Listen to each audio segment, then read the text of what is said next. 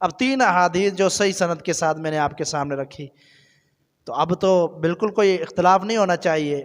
ایک مسلمان کو نبی علیہ الصلوۃ والسلام کی بات پر کیا اعتراض ہو سکتا ہے؟ لیکن کیا کریں، ہماری مجبوری یہ ہے کہ ہمارے فلاں صاحب نے یہ کہا، ہمارے فلاں مفتی صاحب نے یہ کہا، ہمارے فلاں امام صاحب نے یہ کہا، ہمارے فلاں جو ہے مربی نے یہ کہا، ہمارے فلاں، تو یہ فلاں فلاں فلاں فلاں لا کر اللہ کے رسول صلی اللہ علیہ وسلم کی حدیث کو سائڈ پر لگا دیا جاتا ہے۔ کتنی افسوس کی بات ہے۔ بلکہ یہ ہونا چاہیے یہ سب فلاں فلاں کو قربان کر دیں، کس پر؟ اللہ کے رسول کی حدیث پر۔ الحمدللہ حمدا کثیرا طیبا مبارکا فی، والصلاة والسلام علی سید المرسلین، اما بعد۔ قال اللہ عز وجل اعوذ باللہ من الشیطان الرجیم، اطیعوا اللہ واطیعوا الرسول ولا تبطلوا اعمالکم۔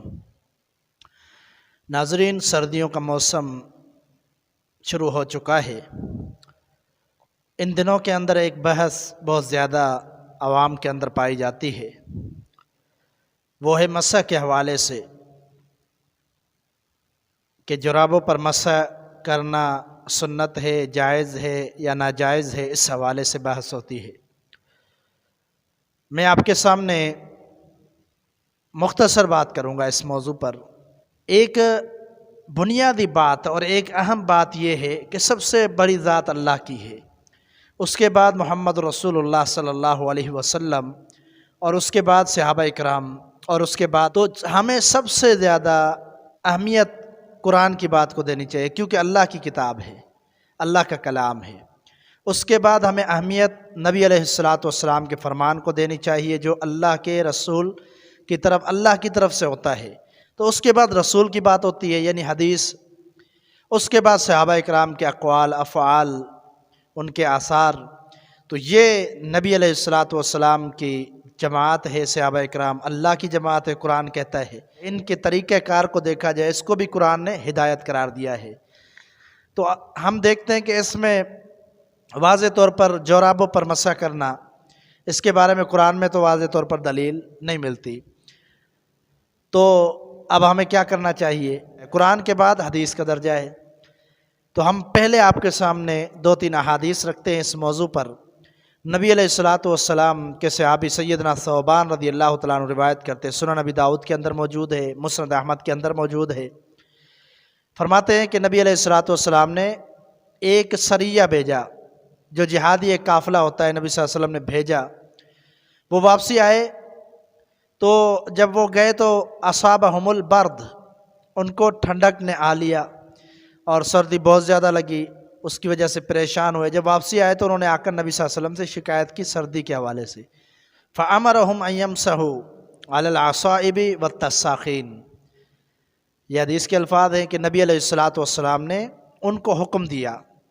کیا حکم دیا؟ آپ نے فرمایا پگڑیوں پر مسح کرو اور تساخین پر۔ عربی میں تساخین کو دیکھا جائے تو اس کا مطلب ہوتا ہے ہر وہ چیز جو پاؤں گرم کرنے کے لیے پہنی جائے، اس کو تساخین کہتے ہیں۔ تو بالعموم اس کے اندر جرابیں بھی آتی ہیں، اس کے اندر موزے بھی آتے ہیں، ان پر مسح جائز قرار دے دیا رسول اللہ صلی اللہ علیہ وسلم نے۔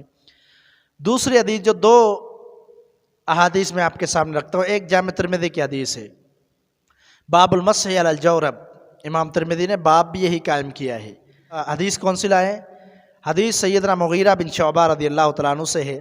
فرماتے ہیں ان رسول اللہ صلی اللہ علیہ وسلم توضأ ومسح علی الجوربین والنعلین۔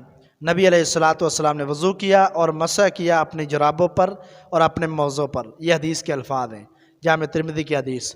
اسی طرح کی ایک حدیث جو سنن ابن ماجہ کے اندر موجود ہے، اور سیدنا ابو موسیٰ اشعری رضی اللہ تعالیٰ عنہ بیان کرتے ہیں، باب ما جاء فی المسح علی الجوربین والنعلین۔ امام ابن ماجہ نے بھی یہی باب قائم کیا کہ مسح جرابوں پر اور موزوں پر، اور حدیث کون سی ذکر کی؟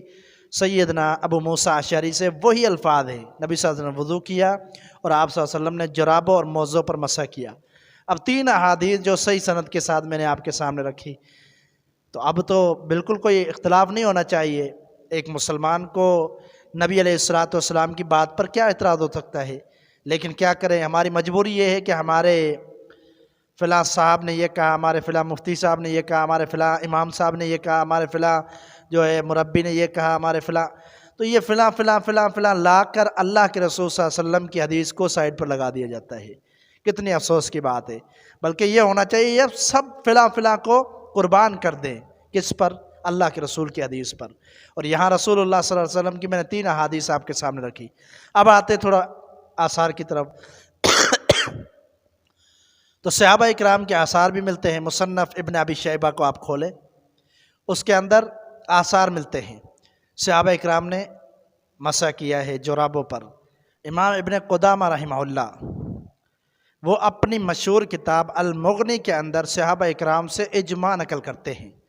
وہ کہتے ہیں صحابہ اکرام کا اس بات پر اجماع تھا کہ سارے صحابہ جرابوں پر مسح کیا کرتے تھے، اس قدر انہوں نے دعویٰ کیا ہے۔ تو معلوم ہوا کہ صحابہ اکرام رضوان اللہ علیہم اجمعین بھی اس سنت پر عمل کیا کرتے تھے اور اس کو صحیح جانتے تھے۔ اب آتے ہیں ہم تابعین کی طرف۔